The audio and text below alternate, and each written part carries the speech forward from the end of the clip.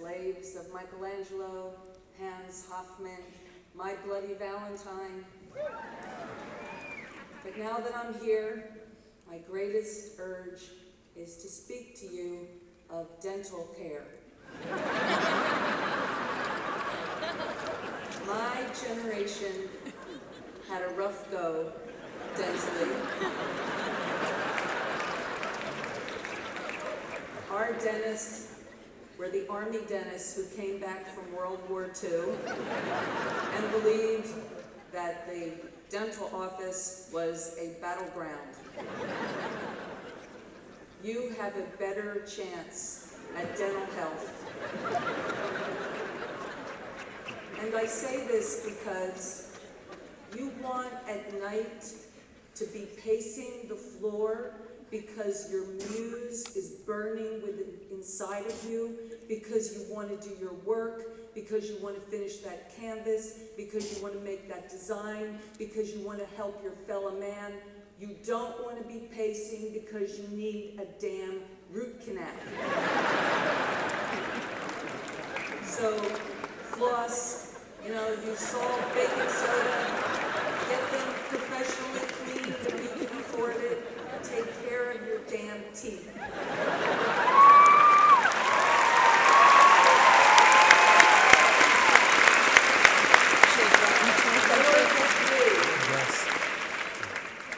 I never got a degree myself because I lacked some of the things that you have. I got them eventually. I got one now.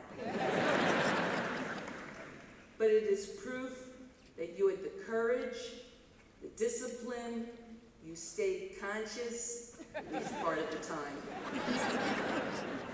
You sacrificed and you got through boot camp.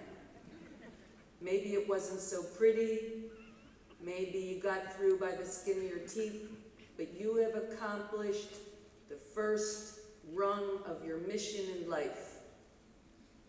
In 1967, I left school, I came to New York City, I went to Brooklyn because I had friends at Pratt, and I stayed there. I met Robert Mapplethorpe and we lived on Hall Street. I learned from him, I learned from my friends and their teachers. We walked on Myrtle Avenue, on Clinton, on St. James, the same places you walked. We bought our supplies at Jake's, just like you did. We ate in that corner diner on St. James, had grilled cheese sandwiches and egg creams, and dreamed, just like you did. And when we went out into the world, we went to New York City, to the Chelsea Hotel, sort of like Pinocchio. I think of us like Pinocchio because Pinocchio went out into the world. He went on his road filled with good intentions, with a vision. He went ready to do all the things he dreamed. But Pinocchio was pulled this way and that. He was distracted. He faltered. He made mistakes. But he kept on. Pinocchio, in the end, became himself, because the little flame inside him, no matter what crap he went through, would not be extinguished. We are all Pinocchio. And you know what I found? And after several decades of life, we are Pinocchio over and over again. We achieve our goal, we become a level of ourselves, and then we want to go further, and we make new mistakes, and we have new hardships, but we prevail. We are human, we are alive, we have blood.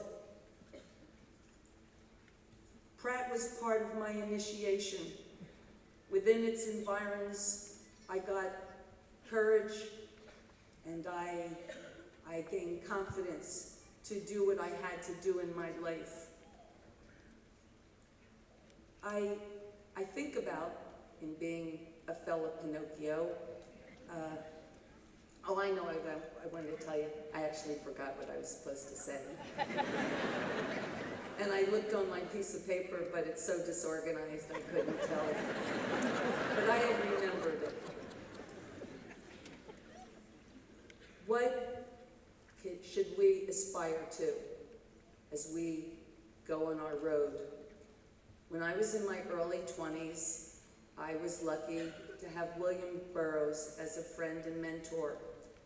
And once I said to him, I asked William this question, William, what should I aspire to? And he thought, and he said, my dear, a gold American Express card would be good. But after that, he said very thoughtfully, build your name. Build your name. And I said, William, my name is Smith. He said, well, you'll have to build a little harder. But what William meant when he told me to build my name, build a good name, is a name is not to get famous. He wasn't talking about celebrity. He was talking about let your name radiate yourself, magnify who you are, your good deeds, your code of honor.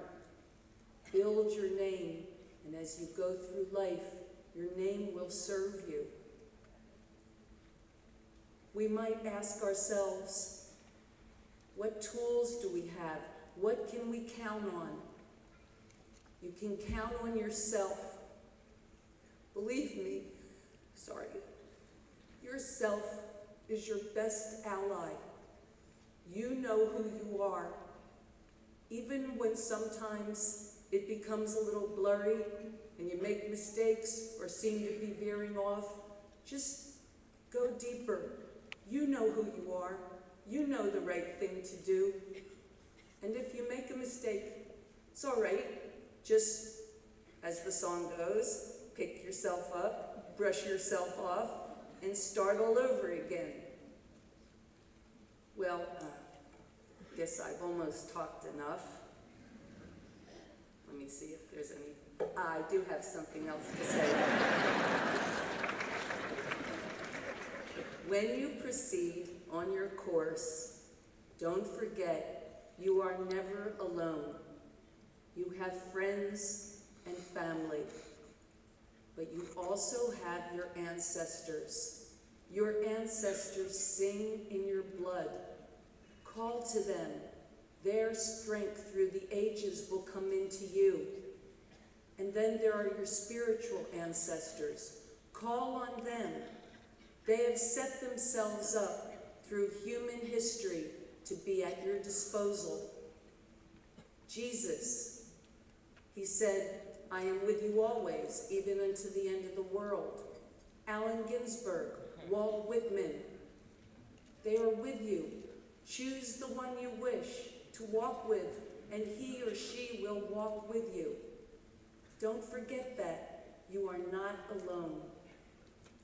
So, I guess the last thing to say is, when I left home, I asked my father what advice he could give me. My father was very intelligent, very well read. He read all the great books, all the great philosophers. But when I asked him for his advice, he told me one thing: be happy. That's all he said. It was so simple. I'm telling you, these simple things, taking care of your teeth and being happy, they will be your greatest allies. Because when you're happy, you ignite that little flame that tells you and reminds you who you are. And it will ignite, it will animate your enthusiasm for things. It will enforce your work. Be happy. Take care of your teeth. Always let your conscience be your guide. And, well, I wish you God and good luck.